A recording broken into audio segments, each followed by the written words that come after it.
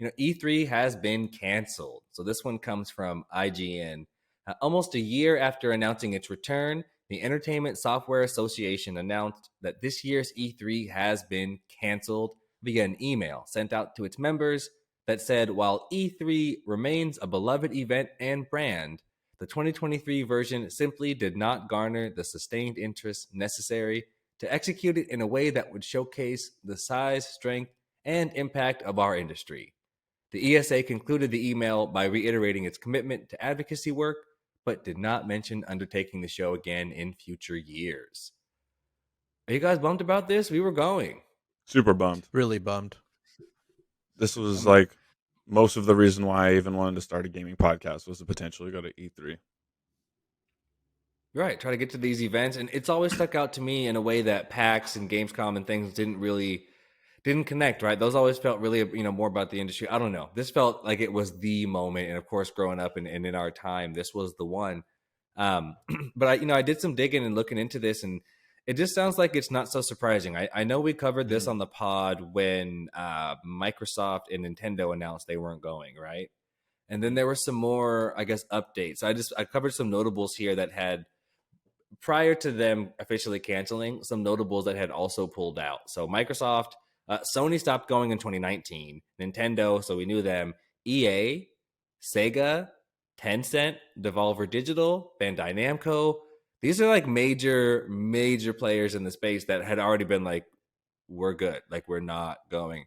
And so there was an article on Polygon that just pointed out organizers say that the event will return in like some capacity, like it's not dead, but it really might be the end of E3, right? Because it's kind of, there've been some souring relationships going on for a while.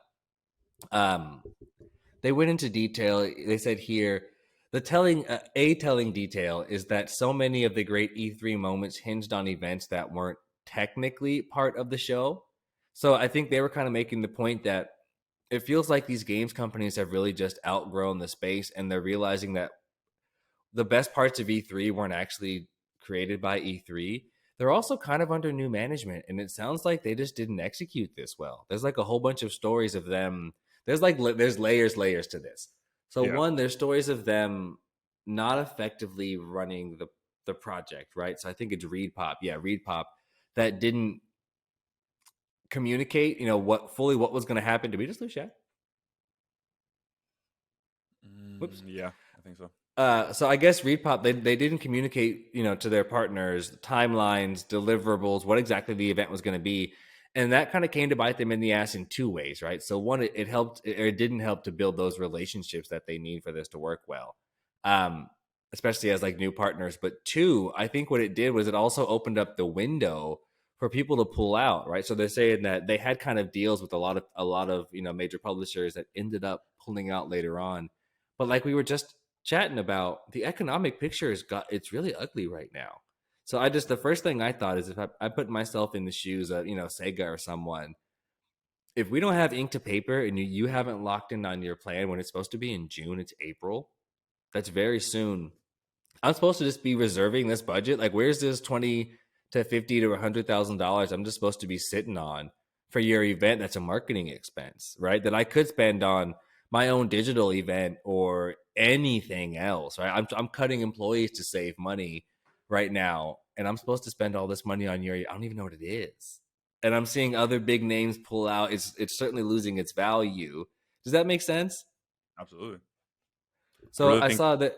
Sorry. I was really going to say, I think that 2020 was the first year that kind of highlighted a lot of that with COVID and everything. Again, kind of going back to COVID, because they tried to do it, and I really think that was kind of the first like exposure of just it really falling through. Because I remember that was like, it was super last minute that E3 got canceled that year, and I think that They were again, like pushing.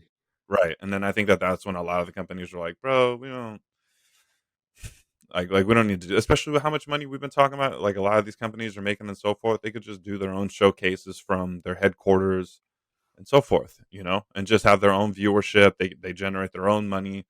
Why? What exactly? What do we need you for? So yeah, I mean, like as unfortunate it is, yeah, I mean, it makes complete sense. Like if you didn't see it come in, it'd be like, come on, now you're just being Right. In the age of like, right. like the Dead Drop event, things like that. They're like, why don't we do our own? I saw here there was an interview with GamesIndustry.biz, which coincidentally is also owned by ReedPop, where ESA president, so that's the Entertainment Software Association, where their president, Stanley Pierre-Louis, set out what he sees as the reasons publishers deserted E3, which is a harsh way to phrase that. And it's funny, it's almost exactly the things we just chatted about.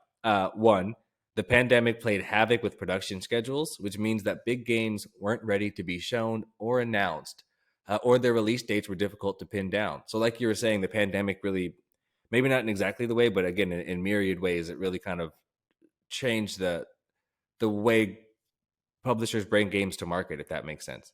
Number two was economic headwinds made it difficult to commit the huge budgets necessary to exhibit at a show like E3. And then I thought this was also a really good point. It says, not to mention the need for a company like Microsoft to be seen as frugal after laying off thousands of staff. And right, doesn't that make sense? Like, you can't be, all these companies can't be laying off mad people and then shelling out tons of money to go to this, random event in LA and have fun. Right.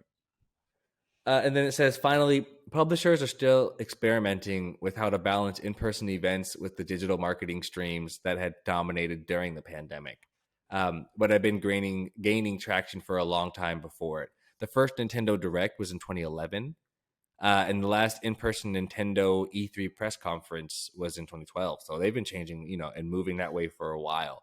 So really, all the things that we said that we felt were in the wind is like, it really just, the industry has changed, and it's also a bad time to try and send people to something like this, right? So kind of combinations that just really didn't work well for E3 to kind of make their big comeback, which really kicks their ass because they were so loud about how we're coming back. They did the like Jordan Belfort, like, I'm staying.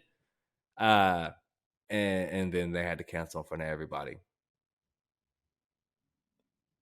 Oh, it happens, man. Right. Last two angles on it, I saw that, they mentioned again in Polygon that maybe the ESA president didn't notice. They just had two other angles. One, the E3 brand is tarnished. It's just like they had some mess ups in the last several years. Again, Sony splitting with them, but even before the pandemic was like, it wasn't a logistical thing. They were starting to take issue with them. And then also they said they were old and wasteful. So like apparently the event kind of sucked recently. Like, it didn't move at the speed of things now, and they just felt like it wasn't really a great return on investment. So for a lot of reasons, it feels like E3 is canceled, and if you ask me, that's the death blow. This was already them trying to bring it back. Remember when they brought back G4 TV and then canceled it like 8 months later? Yeah. It's like the same thing, like under new management, and then you come back and it's even more embarrassing. It's still the same. Yeah. I mean, people try to ride the nostalgia wave and just, yeah. Do those comebacks ever work? Can you think of any where that like they brought like an old brand, an old brand back to life? Like, we're back. Makes you think of like TV shows. They're always remaking TV shows. The only thing I can think of is clothing. No, but yeah, no, nothing. See, that's what I'm thinking. Like, even like Fila and then like people try and come back, but like you get the nostalgia for like 6 months, a year and a half, and then it wanes. You get one model of shoe and it's cool, and then imagine if you're working at. Remember when chunky shoes were cool for like a year? All the girls were wearing those big chunky white sneakers. Oh, yeah. Right. So Fila, like I remember Fila they made a sneaker, they had a big jump in the industry. He's like, oh, they're back. Imagine working there now. Like, what are you doing? Like today? I don't know. I'm talking shit. Fila's probably having a blast. Moving on to number 2. They're probably having more fun than Adidas. Shit. It's been rough over there. Right. No randoms.